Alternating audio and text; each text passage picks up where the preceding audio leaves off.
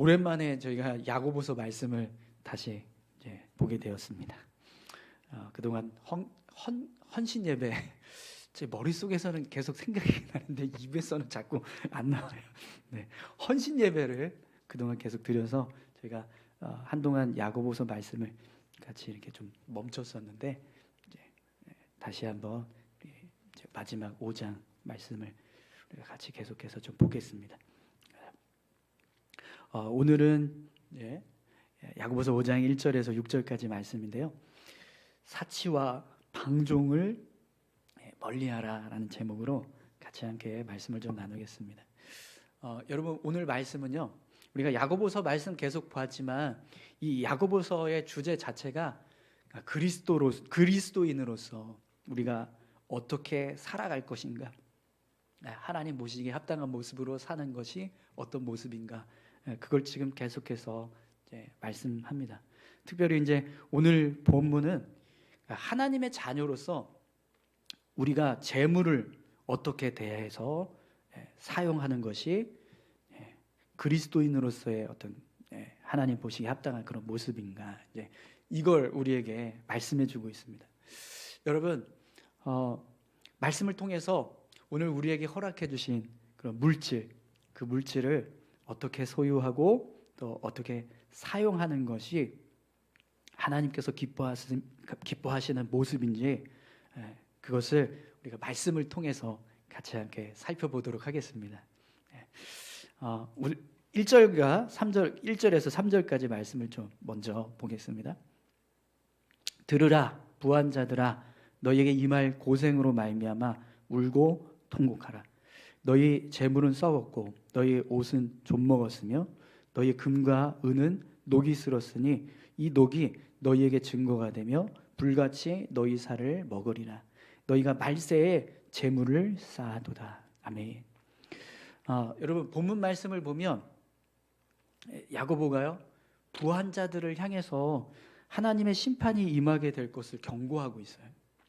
부한 자들아, 너희에게 임할 고생으로 말미암아 울고 통곡하라, 이렇게 말씀하는데, 이 말씀은 하나님께서 부자들에게 심판을 예비하고 계신다. 그러니 그것을 생각하면서 두려워하라, 이렇게 말씀하는 겁니다.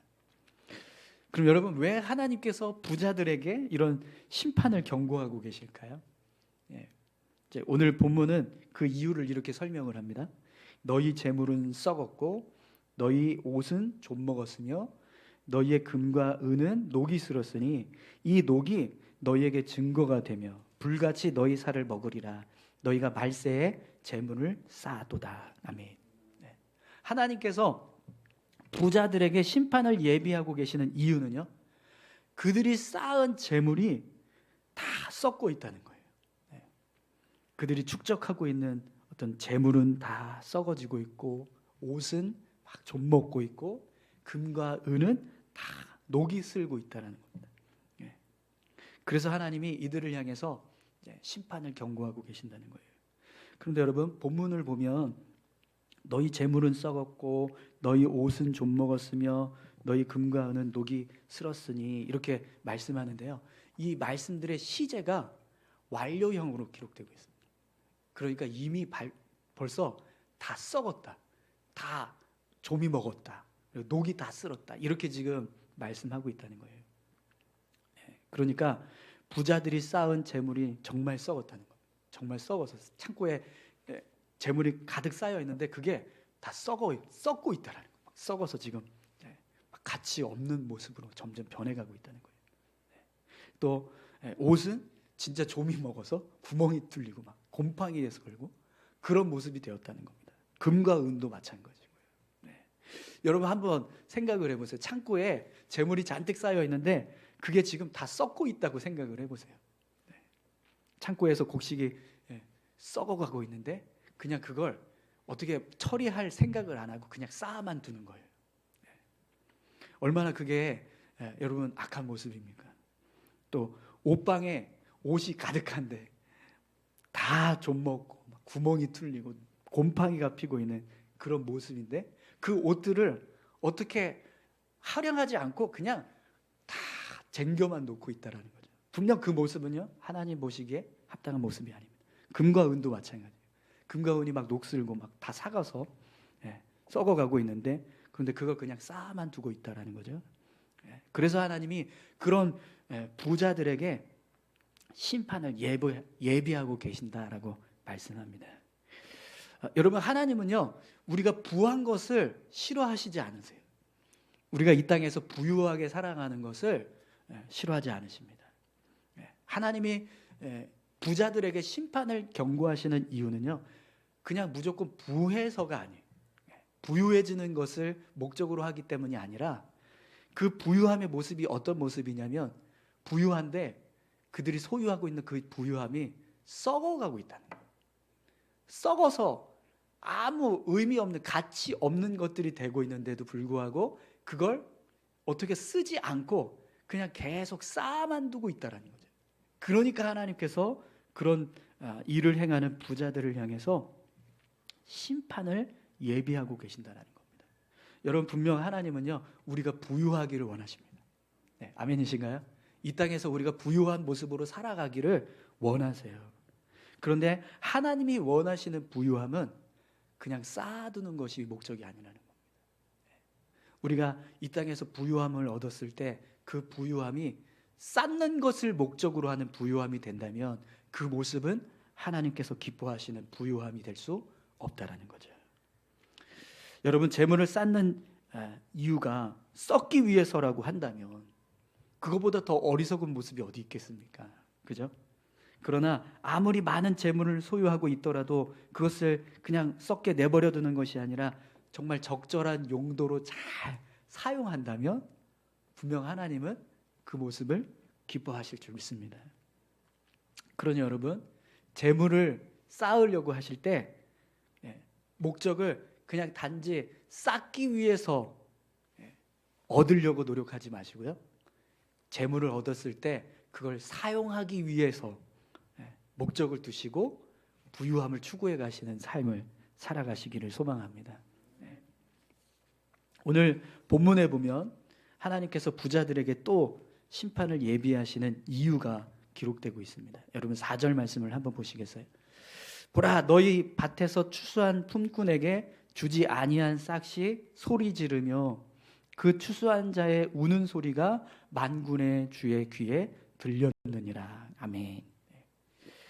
부자들의 집에서는요, 곡식이 막 다 썩어가고 있는데, 이 부자들이 어떤 일을 하냐면 자기 밭에서 일했던 품꾼들에게 품삯을 주지 않는 거예요.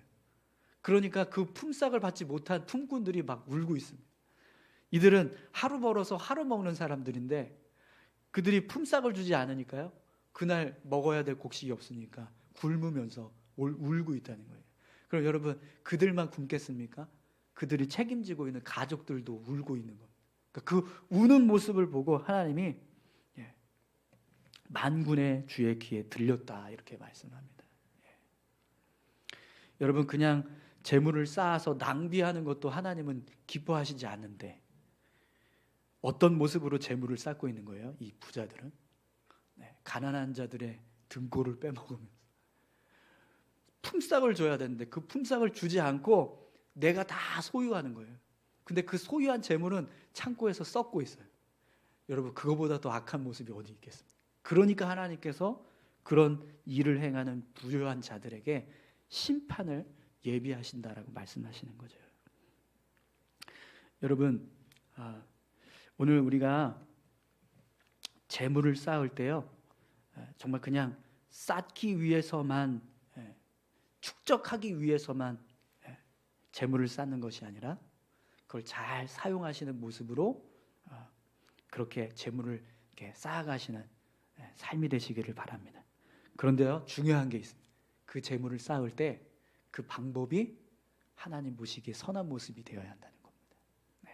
저는 재물을 잘 쓰겠습니다. 그러니 많이 저에게 소유를 주십시오. 많은 재물을 주십시오.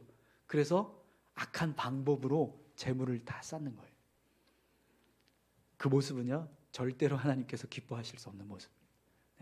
재물을 잘 사용하겠습니다. 그럴지라도 불의한 방법으로 재물을 쌓는 건 그건 하나님이 기뻐하시는 모습이 아니라는 거예요.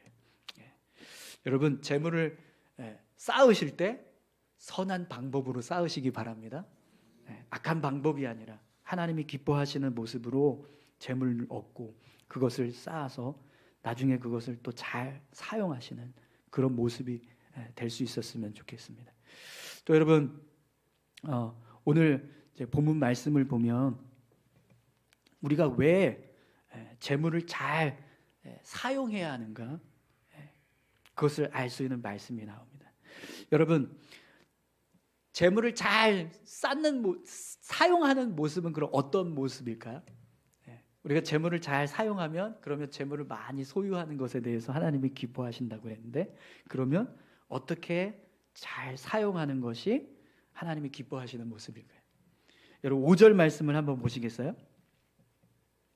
너희가 땅에서 사치하고 방종하여 살육의 날에 너희 마음을 살찌게 하였도다. 아멘. 야고보가 부자들에게요, 하나님의 심판을 예비하고 있는 이유를 한 가지 더 말씀하는데, 부자들이 자신들이 쌓은 그 재물을 가지고 사치와 방종을 위해서 사용한다는 겁니다. 부자들이 하나님 앞에서 심판을 받게 될 이유가 자신들이 쌓은 부로 사치를 일삼고 또 방종을 행하는 일을 위해서 사용을 하고 있다는 거죠. 가난한 자들은 품삯을 받지 못해서 막 울고 있고 굶고 있는데, 부자들은 오로지 자신들의 몸에 막 비싼 옷을 입고 또 장신구를 치장하고 또 육신의 어떤 그런 쾌락, 탐욕을 위해서 이제 재물을 사용하면서 살아가고 있는 거예요. 그래서 하나님이 그런 부한 자들에게 이제 심판을 예비하고 계십니다. 그런데 5절에서 보면 여러분, 그런 부자들의 모습을요, 살육의 날에 너희 마음을 살찌게 하였도다, 이렇게 말씀하고 있습니다. 여러분, 이 말씀을 한번 묵상해 보시기 바랍니다. 하나님께서 지금 살육의 날, 하나님의 어떤 심판을 행하고 계시는 날이 있는데, 그런 날에 악한 부자들은 자신들의 마음을요, 뭘로 채우고 있는 거예요? 죄로 계속해서 채우고 있는 거예요. 그럼 여러분, 하나님이 심판하실 그때에 옆에서는 죄로 자신의 마음을 가득 채우고 있는 부한 자가 있다면, 그를 향해서 하나님 어떤 일을 행하실까요? 진노하시겠죠. 하나님의 진노가 마치 화살처럼 그들을 향해서 날아가게 된다는 거예요. 자, 그러면 우리가 부를 잘 사용하는 것, 어떻게 사용하라는 것입니까? 반대로 생각하면 됩니다.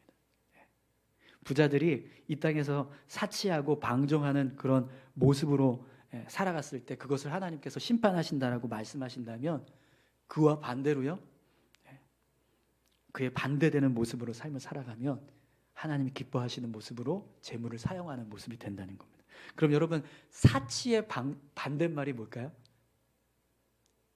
검소함. 네. 여러분, 검소하시기 바랍니다. 지나친 부를 너무 좋아하지 마십시오. 어떤 분들은 막 온몸에 막 명품을 도배하고 다니시는 분들이 계세요. 세상 사람들은 그 모습을요, 부러워할지 모르겠습니다. 그러나 하나님은 그렇게 생각하지 않으십니다. 오히려 하나님은요, 그 반대로 너희가 나를 사랑하는 게 아니라 재물을 더 사랑하는구나, 그렇게 생각하실 수 있습니다. 여러분, 명품이 추구하는 모토가 있는데, 그 모토가 뭔지 아세요? 차별입니다. 차별. 나는 너와 달라. 나는 너가 가질 수 없는 이 비싼 물건을 가질 수 있는 부한 자야. 이게 명품이 추구하는 모토예요. 그래서 더 비싸고 희소성 있는 제품을 만들기 위해서 노력한다고 그래요. 어느 목사님이 김동호 목사님이었나요? 그랬던 것 같은데, 백화점에 갔는데 명품관에 들어서는데요, 위압감이 느껴져서 못 들어가시겠더래요. 종업원이 이렇게 아래 위로 깔고 보는 거예요. 이 양반이 살 사람인가 아닌가 막 이러면서 보는 거예요. 네, 그냥 옷가게 들어가는 건데, 이거 당신은 들어올 수 없는 곳입니다, 이러면서 지켜보고 있으니까 들어가기가 싫더라는 겁니다. 네. 명품을 추구하는, 명품을 만드는 사람들의 모토가 그렇다는. 네. 그런데 여러분, 하나님께서 싫어하시는 일 가운데 하나가 뭐냐면 차별하는 겁니다. 우리 야고보서에도 가난한 자와 부한 자를 차별하지 말라고 말씀하셨죠. 부한 자가 성전에 들어오면 그 사람은 상석에 앉히고, 가난한 자가 들어오면 너는 그냥 내 말등상에 앉든지 서 있든지 하라, 이렇게 하는 모습, 그 모습을 보시고 하나님이 징계하신다는, 야고보서 2장 9절 말씀입니다. 만일 너희가 사람을 차별하여 대하면 죄를 짓는 것이니 율법이 너희를 범법자로 정죄하리라. 아멘. 부한 자와 가난한 자를 구별하고 차별하는 것, 분명히 하나님 앞에서 죄가 됩니다. 그러니 여러분, 하나님 앞에서 죄를 추구하는 명품을 너무 좋아하지 마십시오. 차별을 조장하는 명품을 너무 좋아하지 마세요. 또 여러분, 오늘 본문에 보면 방종이라고 하는 그런 단어를 쓰고 있는데, 이 방종은 에스파텔레사테라고 하는 단어를 쓰고 있습니다. 이 뜻은요, 육체적인 쾌락을 추구하는 삶. 그럼 여러분, 이렇게 방종하는 삶을 살면 하나님이 기뻐하시지 않는다고 하면, 그 반대로 우리가 방종하지 않는 삶을 살면 하나님이 기뻐하신다는 거잖아요. 그럼 방종의 반대말이 뭘까요? 자유라고 말하기도 하고요, 절제라고 말하기도 합니다. 그러니까 자유는, 그러니까 어떤 책임이 있는 자유를 이제 방종과 반대된다, 이렇게 얘기하거든요. 방종은 그냥 무책임하게 내가 하고 싶은 대로 사는 거예요. 근데 진짜 자유는요, 책임감 있게 법과 질서를 지키면서 자유를 누리는 걸 자유라고 말하거든요. 그러니까 방종이 그런 자유가 될 수도 있고요, 절제가 될 수도 있습니다. 여러분, 절제하는 삶을 사시기 바랍니다. 육신의 어떤 정욕을 위해서, 육신의 쾌락을 위해서만 재물을 쓰지 마시고요, 정말 절제하기 위해서. 절제는요, 영적으로 하나님 앞에서 나 자신을 추스려가는 모습을 말합니다. 육신의 즐거움이 아니라 영적인 즐거움을 위해서 재물을 사용하시는 그런 삶을 우리가 살아갈 수 있기를 소망합니다. 그래서 여러분, 마태복음 6장에 보면 예수님이 우리에게 이런 말씀을 하십니다. 마태복음 6장 20절입니다. 오직 너희를 위하여 보물을 하늘에 쌓아두라. 거기는 좀이나 동록이 해하지 못하며 도둑이 구멍을 뚫지도 못하고 도둑질도 못하느니라. 아멘. 하나님은요, 우리가 하늘에 보화를 쌓아두라고 말씀합니다. 그럼 여러분, 하늘에 보화를 쌓는 게 뭘까요? 하나님이 기뻐하시는 일을 위해서 쓰라는 겁니다. 사도행전 9장에 가면 욥바에 다비다라고 하는 여인이 있습니다. 여제자라고 그렇게 기록이 되는데, 이 여인이 병에 걸려서 죽었어요. 그런데 살아 생전에 어떻게 살았냐면, 많은 과부들과 또 가난한 자들에게 선행을 베풀고 구제에 힘쓰는 일을 했습니다.